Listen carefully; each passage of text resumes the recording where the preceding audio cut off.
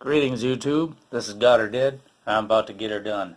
Today I'm going to show you how I inspect, prime, and chamfer or flare my cases.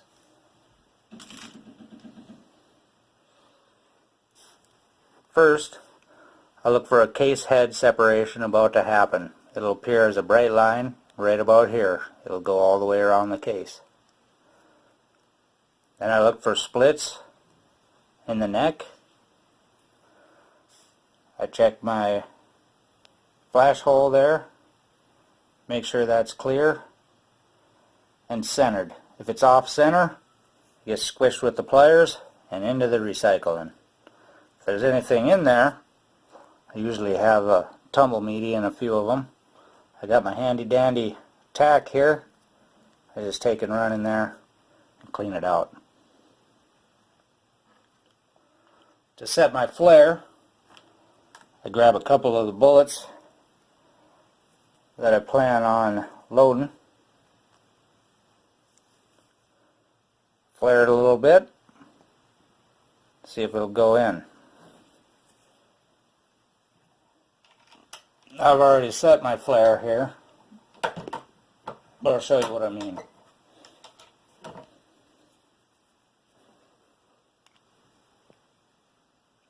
Should be able to hold it. Don't go any farther than you need to. It's hard on the case mouth. You can also have problems with trying to chamber. I run it up to the top, into the flaring die, dispense a primer, back down. Then we check, make sure that primer isn't sticking out at all. We don't want it to stick out past the case head.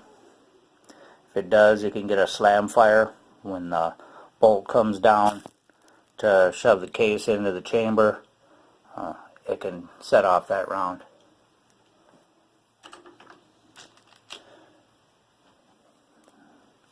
Check for separation, split, flash, and the head.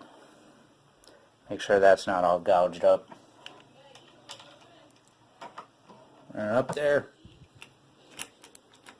dispense a primer, back down.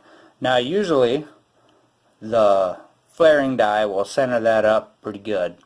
Every once in a while I get a case where the primer doesn't want to go in real easy, and I have had them go off on me. So I just kind of push it a little bit with my finger. It's okay, actually beneficial if it tilts just a little bit. It allows the primer to start at a slight angle and get past any tiny imperfection there may be in the flash hole. So that's good. If you are loading jacketed bullets, you don't have to flare, but you got to chamfer. So I take this guy, just make a few swipes in there, and you can see that little bit of shiny inside there. I've taken off that sharp edge so it won't damage your bullet. I don't load jacketed very often. Sometimes though. We've got a few hundreds sitting up on the shelf still. Oh, look here. There, see that? That's no good.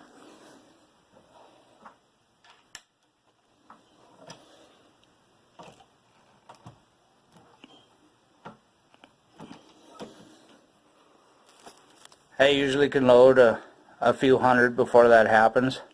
Glad it happened here while I was showing you this. See how that flattened the primer? I wouldn't take this hunting, and I wouldn't use it as self-defense ammo.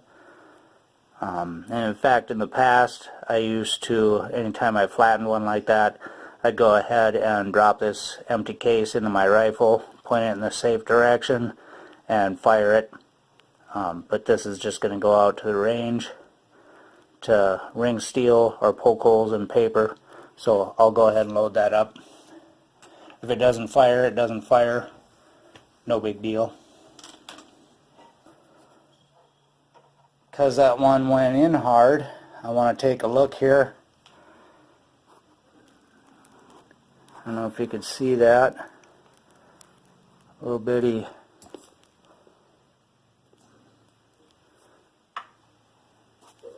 sliver of metal that it shaved off of the primer there.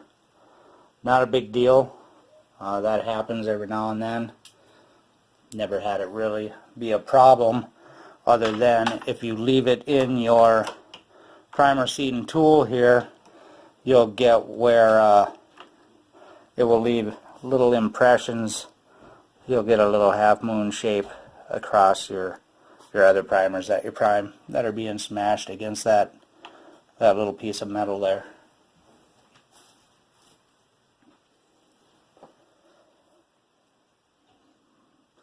Separation, split, flash, head.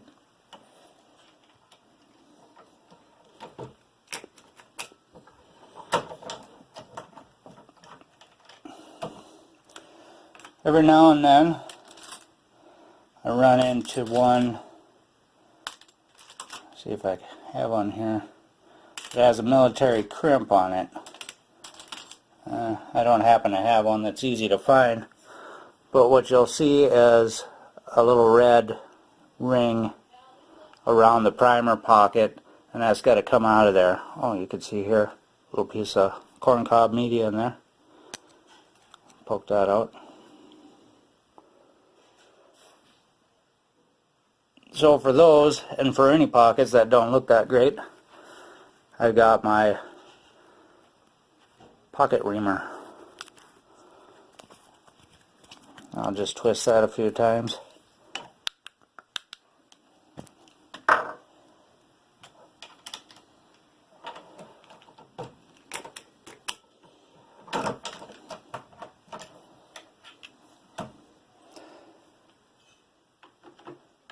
So I'll finish these up, and it'll be time to load them. That's about it for now. We got her did. Thank you for watching.